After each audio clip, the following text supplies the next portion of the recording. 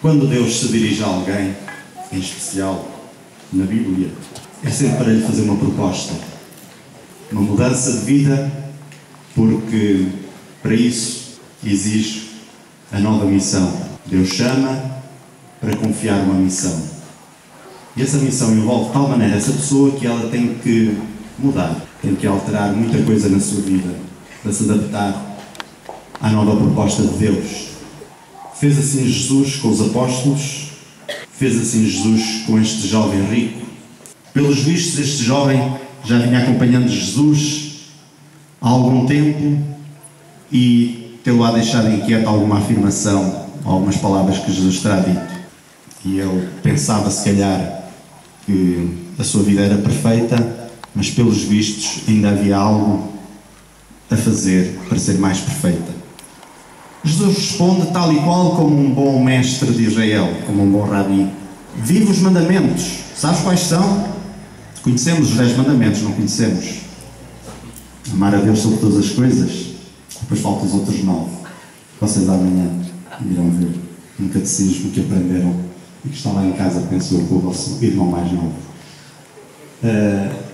Jesus depois foi apresentar alguns dos aspectos, alguns dos momentos, dos mandamentos mais importantes. Terminou com o último: e amarás o próximo como a ti mesmo. O jovem respondeu: eu já faço isso há muito tempo. Pelos vistos, este jovem estava entusiasmado, queria mais. E Jesus olhou para ele com um olhar de ternura, como fez com os apóstolos, e convidou-o para o maior desafio que ele pode fazer a alguém. Olha, falta-te uma coisa apenas. Vais a tua casa, pegas em tudo o que lá tens, que é muito, vais vender isso tudo. E depois pegas no dinheiro e dá aos pobres. E a seguir vem e segue-me. Eu tenho 12 apóstolos, não me importa ter mais um. E o jovem ficou triste. E foi-se embora. Entristecido, muito possivelmente desiludido com aquela proposta de Jesus, frustrado, porque afinal não encontrou aquilo que ele procurava. Na realidade, ele teve ali a melhor resposta que poderia ter. Surpreendentemente, os apóstolos que estavam ali ficaram abismados, ficaram até quase preocupados com aquela resposta de Jesus, porque depois Jesus começa a dizer-lhes: é difícil um rico entrar no reino dos céus. Mas como é que isso é possível?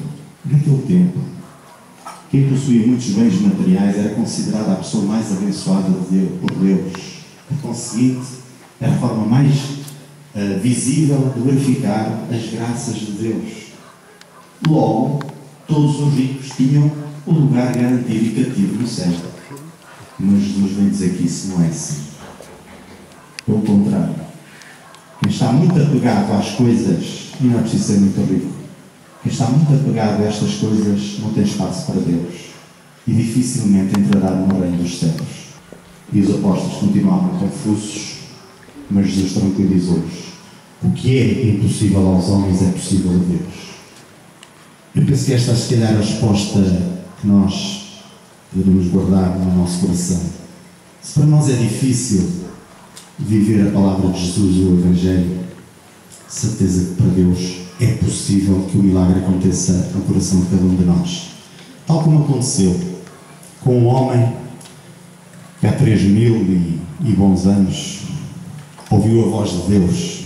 Abraão vivia numa terra, uma cidade muito importante, ali para aqueles lados do Iraque, que todos nós conhecemos pelas piores razões da televisão.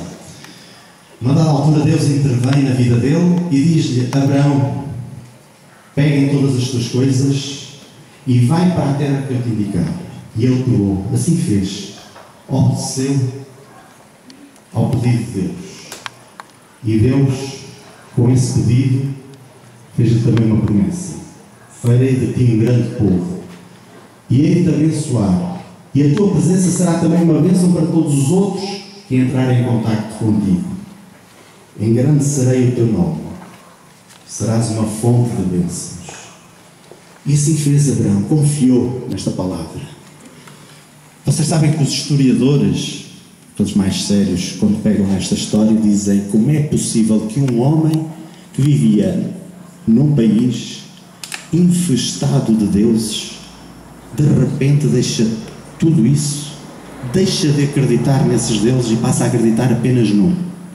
Aquilo que dizemos, o primeiro crente no monoteísmo, ou pelo menos que acreditava que havia um Deus que estava acima de todos os outros. Os historiadores não têm resposta para isso, não sabem como é que isso é possível. De repente um indivíduo sozinho começa a acreditar na presença e na força de um único Deus Todo-Poderoso.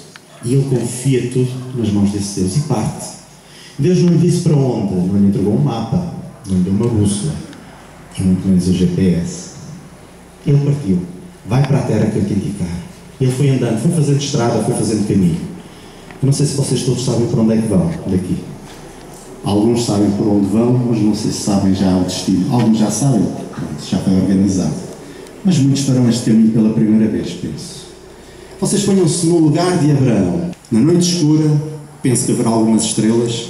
Oxalá não chova para as verem melhor.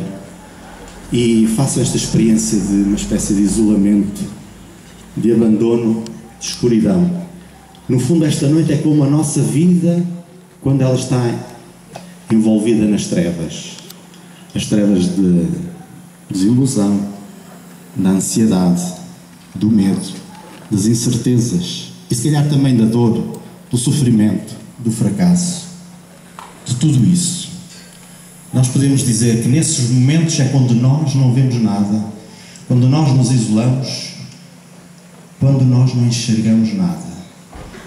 Mas eu pergunto-vos, em que momento é que nós temos capacidade de ver mais longe? Se vocês forem lá acima ao Caramolinho, conseguem ver a quantos quilómetros de distância? Talvez a 50. Mais ou menos é a distância a que o olho humano consegue ver. Mas se vocês olharem de noite as estrelas, a que distância é que estão as estrelas? Eu não digo que estão a 50 mil milhões de trilhões de quilómetros, se calhar até mais. Pelos vistos, nós da noite conseguimos ver mais longe ainda. Nunca tínhamos pensado nisso. Mas Deus dá-nos essas oportunidades, que nas trevas da nossa vida nós consigamos ver muito mais longe do que aquilo que imaginávamos. Porque se calhar o contexto à nossa volta coloca-nos nessa disposição. Abraão partiu às cegas, confiou na palavra do Senhor. E o Senhor deu-lhe a certeza. Ele esperava apenas uma coisa, ser pai de um filho. Já tinha 75 anos. E Deus até lhe deu uma nova missão. Até lhe mudou o nome. De Abraão passou a ser Abraão, pai de uma multidão. A mulher dele chamava-se Sarai, aliás, e passou a chamar-se Sara. Vocês sabem o que é que significa? As duas palavras significam o mesmo. Princesa. Precisamente porque ela iria ser a antecessora de muitos príncipes. Aliás, Deus na promessa diz disso mesmo. Na tua descendência haverá muitos reis. E não se referia apenas ao rei David, ao rei Saúl e a todos os outros, mas sobretudo ao seu filho, o rei por excelência. E por aí fora, Abraão partiu, depois precisou de retomar essa promessa, de ter garantias em relação ao futuro e em relação à presença de Deus. E Deus voltou a renovar a promessa com Deus. Deus não o deixou sozinho. Deus pedia-lhe era que ele se entregasse inteiramente neste projeto, nesta missão. Fez aquele ritual que nós ouvimos na primeira leitura, um pouco esquisito. Deus pediu-lhe uma série de animais, cortá-los ao meio, separá-los. Mas era um ritual próprio. Naquelas paragens, naquelas terras, quando alguém assumia um compromisso, normalmente esquartejava animais e dizia: se eu não cumprir a minha promessa, aconteça-me a mim o que acontece a estes animais. E o próprio Deus assume também, Ele próprio, esta promessa com Abraão. E então, em vez de ver um anjo, vemos um anjo a passar ali nos animais, passa um fogo que acaba até por queimar aqueles animais e passa ali por eles. E o fogo, que é sinal da presença divina, a presença de Deus, é Deus que se compromete com Abraão, que vai cumprir essa promessa de ser pai de uma grande multidão e através dessa multidão abençoar todos os outros povos. Portanto, eu penso que o Senhor nos confiará a todos também uma proposta de vida, e alguns já estarão mais adiantados que outros, mas possivelmente não tínhamos ainda pensado nesta possibilidade de Ele interferir positivamente na nossa vida. Tirar-nos do nosso comodismo e fazer-nos descobrir a sua presença, os seus apelos, os seus pedidos, nas situações mais difíceis. A noite, que é sinal de trevas, é sinal também de vigília, de preparação. É sinal de reflexão, de meditação. É sinal também de sofrimento. Quando a desilusão nos toca, parece que tudo se enche de trevas. Isso acontece quando morre alguém, quem gostamos, quando se ausenta alguém, ou quando uma relação acaba, quando o fracasso surge, seja ele do ponto de vista profissional, escolar, ou quer que seja. Muitas das vezes, nesses momentos, acontece uma espécie de vazio dentro de nós. Vocês sabem que as leis da física, quando se cria um vácuo, obrigam que tudo à volta procure preencher esse vazio, esse vácuo. As leis da natureza da psicologia humana também, quando se cria um vazio da ausência de alguém na nossa vida, faz com que nós procuremos sublimar essa ausência de uma maneira ou de outra. E nós só temos duas formas de o fazer. Ou nos preenchemos, ou tentamos preencher esse vazio com uma carga negativa ou com sentimentos positivos. Quando estamos com Deus e a nossa fé vai procurando crescer, nós procuramos, acima de tudo, que Deus seja Ele, a sua felicidade, a sua alegria, a sua vida, a estar em nós. E sentimos a sua presença nesses momentos de dor e de sofrimento. Se nós não estamos habituados a andar agarrados à mão de Deus, corremos o risco desses vazios serem preenchidos com a nossa rejeição, os nossos sentimentos mais negativos. Eu penso que cabe a nós fazermos uma decisão, se calhar durante esta noite, colocar definitivamente a Deus bem presente em nós. E que as trevas, que a escuridão sejam a ocasião de um encontro profundo com Deus. E que nos façam recordar os momentos negativos, mas para nos purificarmos deles. E também para sabermos estarmos preparados para esses episódios da vida que já passaram ou daqueles que ainda estão para acontecer. E enquanto estamos no discernimento, representado por esta noite de peregrinação, nós procuremos dar tudo a Deus daquilo que somos e aquilo que temos. Como Abraão fez. Entregou-se inteiramente. E além de Abraão, tantas outras pessoas da Bíblia. Estou a ver aqui uma estátua de Nossa Senhora lá ao fundo, aquela imagem de Nossa Senhora de Fátima, no alto do monte, cuja procissão se celebra aqui em julho, e por acaso até fui eu que fiz a última, e recordo bem a figura de Maria, o que ela é na nossa vida, como ela também fez as mesmas passou as mesmas pegadas, o mesmo caminhar de Abraão. Confiou inteiramente a Deus, a sua vida, acreditou na sua promessa. É talvez esse o salto que nos falta dar. E enquanto, dizia eu, estamos nessa incerteza, façamos o melhor que pudermos. Há um poema que vocês devem conhecer que diz: se não puderes ser um pinheiro no alto de uma colina, ser um arbusto no fundo do vale, mas ser o melhor arbusto junto do regato. Nesse regato nós vamos alcançar a seiva de Cristo. Como diz o Papa na mensagem para o Dia Mundial da Juventude, estarmos enraizados e edificados em Cristo e sermos então firmes na fé. Tudo isto tem sentido se colocarmos a fé a funcionar à nossa volta e em nós. Então sim, vale a pena acreditar que a proposta de Abraão parecia a pior de todas.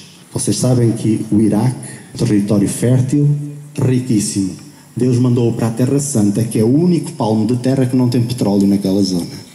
Parece que Deus fez uma loucura. Se nós virmos isto do ponto de vista humano, racional, do ponto de vista comercial, económico, não faz sentido. Mas com Deus faz todo o sentido. Porquê? Porque Deus quer que nós partamos do zero. Arranquemos como o seu filho nasceu numa gruta de Belém.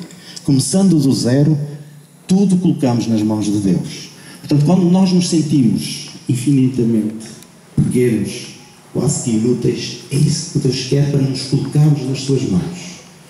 E vamos ver que Deus faz coisas grandiosas através de nós, porque nós nos entregamos inteiramente. E dizia aquele poema de há bocado, do Pinheiro no alto da colina, termina dizendo: sê o melhor daquilo que fizeres ou daquilo que faças. Demos o melhor naquilo que estamos a fazer e Deus dará o melhor da sua presença em nós e nos preencherá plenamente. E a nossa fé depois será, digamos, à prova de tudo para vencermos as trevas, a solidão, o sofrimento, vendo sempre a presença de um Deus que nos ama a tal ponto de entregar o seu Filho.